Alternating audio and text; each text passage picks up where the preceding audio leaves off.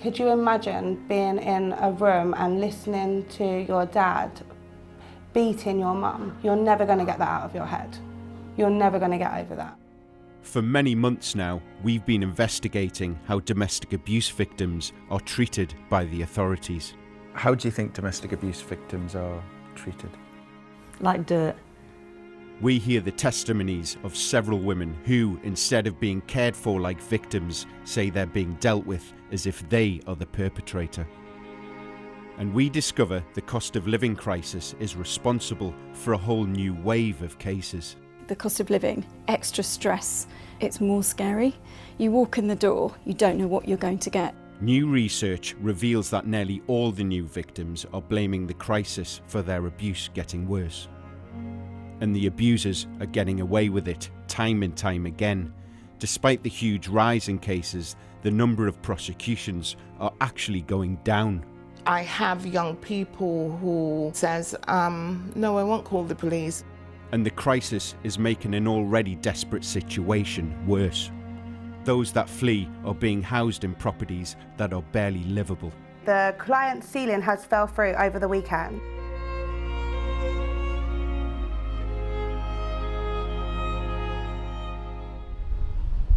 My name is Jean Hatchett. I'm a domestic abuse survivor. I was abused for well over a decade. When I first met him, he was charming and convincing. He swept me off my feet, he was funny, made me feel like the centre of his universe. It changed quite quickly, and he broke my ribs within the first year. Even if you can cover up all the physical violence, the tension over the years in that household of a mother who's trying to exist with an abuser has a deep and lasting impact on that child. So you are constantly battling to keep yourself safe and to keep your kids safe. And then you come up against the beast. You know, just when you think you've got it all sorted, you're out. There is a beast in this country that keeps women perpetually abused, and it's called family court. And women get smashed to the ground in that place on a daily basis. It's the last tool he can use, and he'll use it through financial means. When he's negotiating in the divorce, he'll drag women back and forth to court or arguing about this and that. You know that your life will never be the same again when you leave an abuser. You don't know quite how badly it will never be the same again, but you're never quite prepared. Domestic abuse charities have told us that demand for their support has risen by 1/3 since the cost of living crisis kicked in earlier this year. The national helpline has never been busier. There's often a 5-hour wait to get through to a support worker. New research by Women's Aid says that 96% of victims say the cost of living has made their abuse worse. And nearly 3/4 say they can't afford to leave their abusive home. So what is domestic violence or abuse? It was 3 years ago when Rosie Duffield gave her testimony in the House of Commons. Domestic violence has many faces, and the faces of those who survive it are varied too. I just thought, sod you. I just kind of felt like, what's the point of me if I don't speak up for other women? And just did it. So one night, after more crying and being constantly verbally abused because you suggest that he help pay a bit towards your new sofa, you realise you've reached the end and you simply cannot endure this for another day or week, and certainly not for the rest of your life. So if anyone's watching and needs a friend, please reach out if it's safe to do so, and please talk to any of us, because we'll be there and we'll hold your hand. Ever since the Labour MP told her story, her inbox has been constantly full of other victims asking for help.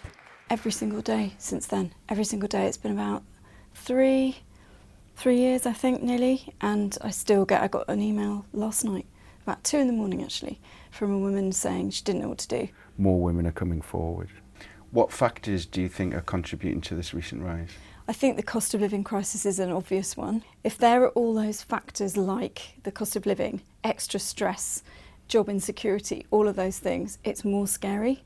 You walk in the door, you don't know what you're going to get. All of those triggers, which somebody with a bad temper is going to use as an excuse in their head to take it out on you, if they're that kind of person, all of those things contribute and make you less safe and more unstable and more scared.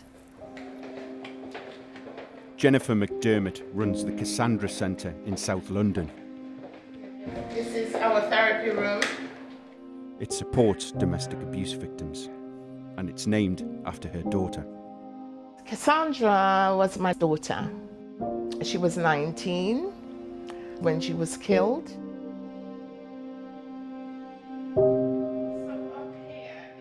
Cassie was beaten to death by her ex-partner. Horrendous to know that she died alone. I suppose the pain, you can't comprehend. Just can't comprehend at all. That's my mission, to prevent any other young person like Cassie ended up in the same fate as she has. Mario Soler was acquitted of Cassandra's murder, but he was finally convicted 7 years later when police reopened the case after he attacked another woman. Despite the recent rise in cases caused by the cost of living crisis, the number of prosecutions for domestic abuse are down by 6%. It's a familiar story for the people here. I have young people who have been through horrendous offences and victims of offences, victim of rape, and who says, no, I won't call the police because they do nothing. Caseworker Sophie Jones fights many of the battles the victims can't fight for themselves. One of her clients recently fled after the abuse got worse. The client's ceiling has fell through over the weekend. This is really serious, and I don't think you understand. Would you like it if you was in a predicament where your ceiling has fallen through over the weekend and nobody's attended the property? Okay, no worries. I will send another email and I will be following this up later on today. Okay, thank you. One of my clients' property, the ceiling collapsed over the weekend. She's a DV survivor. She's been placed in awful temporary accommodation, and now the ceiling's collapsed and the local authority are saying, oh, somebody will be there soon. But we are on Wednesday. And but nothing's happening? Nothing's happening, not whatsoever.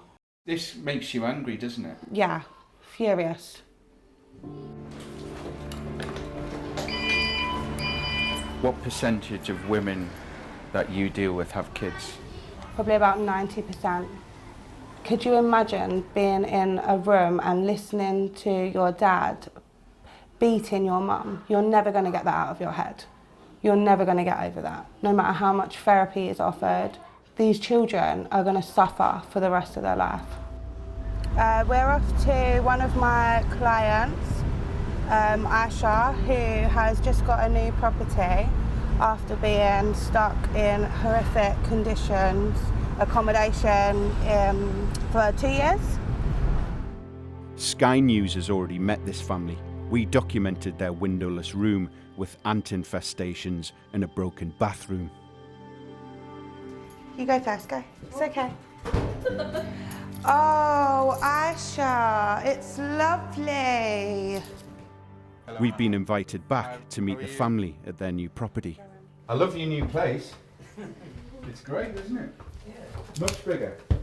I sat down with 14-year-old Ahmed. A garden.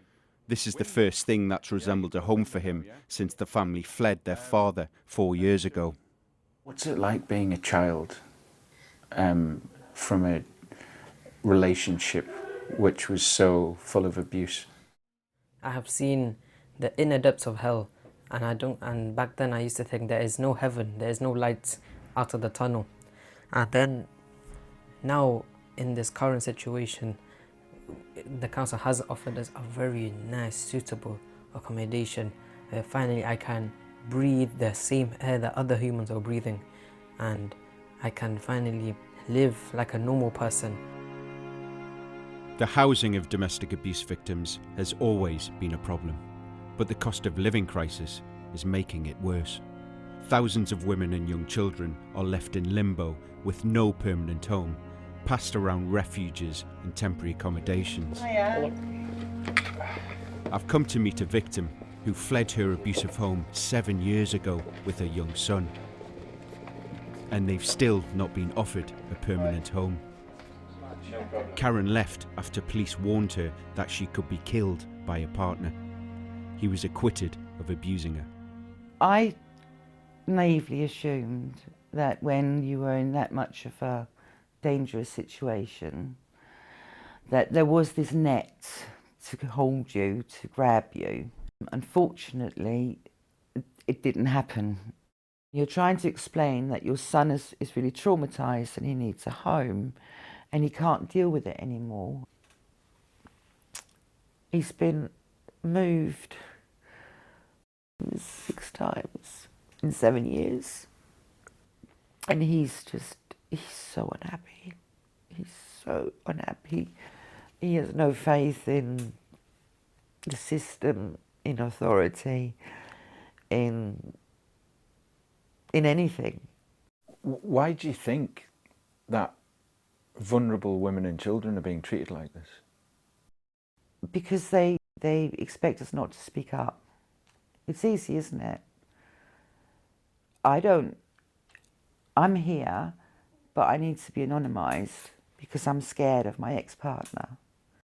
Because I'm 7 years down the road, I want to speak.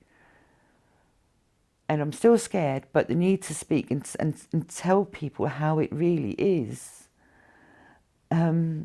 just really strong, because it's not right. The government knows there's a problem here. They've invested more than £230 million into tackling domestic abuse in the last 18 months. But there's been no more money since the cost of living crisis took hold. And the money that is there hasn't yet filtered down to the people who matter the most. This is a cycle that if we don't stop, it's never going to stop. This crisis isn't going away anytime soon. All the victims can do is ask the people in power for more help. Do you think that politics sometimes gets in the way of actually helping the victims? Yeah, of course. We're so busy shouting at each other across the chamber, and actually while we're doing that, those people, like I've said, are trying to survive and get on with their lives. That's pretty pathetic, isn't it? We need to do better than that.